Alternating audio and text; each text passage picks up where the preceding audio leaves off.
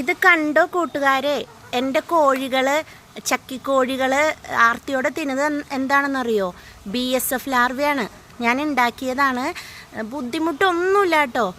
ഞാൻ യൂട്യൂബിൽ വീഡിയോസൊക്കെ കണ്ട് ഒരു അവിയൽ പരുവത്തിൽ എല്ലാം റിവ്യൂ ചെയ്തിട്ട് വളരെ സിമ്പിളായിട്ട് ഉണ്ടാക്കാം. ഒരു ബുദ്ധിമുട്ടുമില്ല. ഒരു പാത്രം മതി, വായ്വട്ടുള്ളൊരു പാത്രം. ഞാനിടുന്നത് ഇതുപോലത്തെ ഒരു പെയിൻറ്റും ബക്കറ്റിലാണ്, കടയിൽ നിന്ന് വാങ്ങിച്ചതാണ്. എന്നിട്ട് വേസ്റ്റൊക്കെ ഇടുന്നു.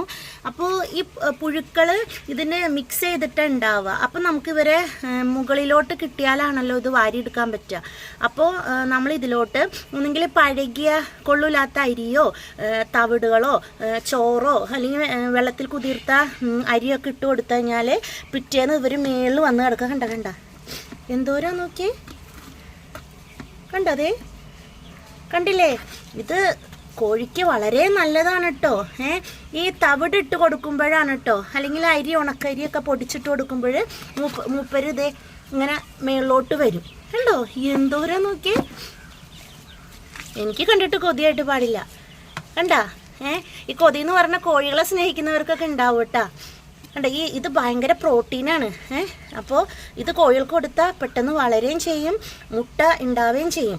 നമ്മളിനി പൈസ ഒന്നും കൊടുത്ത് കോഴിത്തീറ്റൊന്നും വാങ്ങണ്ട. ഞാൻ വാങ്ങാറില്ല കേട്ടോ. ഇത് കണ്ടോ. പിന്നെ ഇത് ക്ലീൻ ചെയ്യണം. നമ്മളിത് വാരി എടുത്തിട്ട് കഴുകിയിട്ട് കൊടുക്കണം. അല്ലെങ്കിൽ ഇതിൻ്റെ എന്താ പറയുക, ഈ അവശിഷ്ടങ്ങളൊക്കെ കോഴികളുടെ വാരി ചെന്ന് കഴിഞ്ഞാൽ എന്തെങ്കിലും അസുഖം വന്നാലോ. ഞാൻ കഴുകിയാൽ കൊടുക്കുക. അല്ലെങ്കിൽ ചില യൂട്യൂബിൽ ഇങ്ങനെ ഒരു വലയിൽ ഇട്ട് കൊടുത്തിട്ട് അതിലൊരു പാത്രം വെച്ച് കഴിഞ്ഞാൽ പുഴു അതിലോട്ട് ഇറങ്ങിക്കോളും. ഓക്കെ, ഇതാ കാണിച്ചുതരാം, വീണ്ടും കാണിച്ചുതരാം. കണ്ടില്ലേ എന്തോരാ എൻ്റെ അമ്മോ, പടച്ചവനെ, മാഷാ അല്ലാഹ്.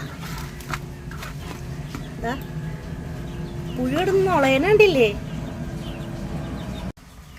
ഡ്രൈ ആയിട്ടുള്ള ഐറ്റംസ് ഇട്ട് കൊടുത്താലും ബയോ വേസ്റ്റ് ഇട്ട് കൊടുത്താലും പുഴുക്കളൊക്കെ മേളിലോട്ട് വരും കേട്ടോ.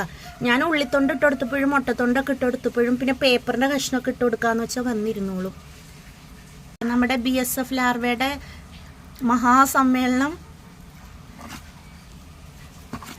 ഇത് ഇട്ട് തുടങ്ങിയിട്ട്, വേസ്റ്റ് ഇട്ട് തുടങ്ങിയിട്ട് 5 ദിവസമായിട്ടുള്ളൂ കേട്ടോ. ഇതിൽ പല വലിപ്പത്തിലുള്ള പുഴുക്കളെ നമുക്ക് കിട്ടിയിട്ടുണ്ട്. കാര്യം പ്രത്യേകം ശ്രദ്ധിക്കണം, മഴയും വെയിലും ഡയറക്റ്റ് കൊള്ളരുത്. പിന്നെ അതുപോലെ തന്നെ ഇത് കംപ്ലീറ്റ് അടച്ചു വയ്ക്കരുത് മൂടി കൊണ്ട്. ഇതാ ഒന്നെങ്കിൽ ഇങ്ങനെ ഹാഫായിട്ട് ഇങ്ങനെ അടച്ചു വയ്ക്കുക, അല്ലെങ്കിൽ തുറന്നു വയ്ക്കാം. അപ്പോൾ സ്മെല്ലിൻ്റെ പ്രശ്നങ്ങളൊന്നും ഉണ്ടാവില്ല കേട്ടോ.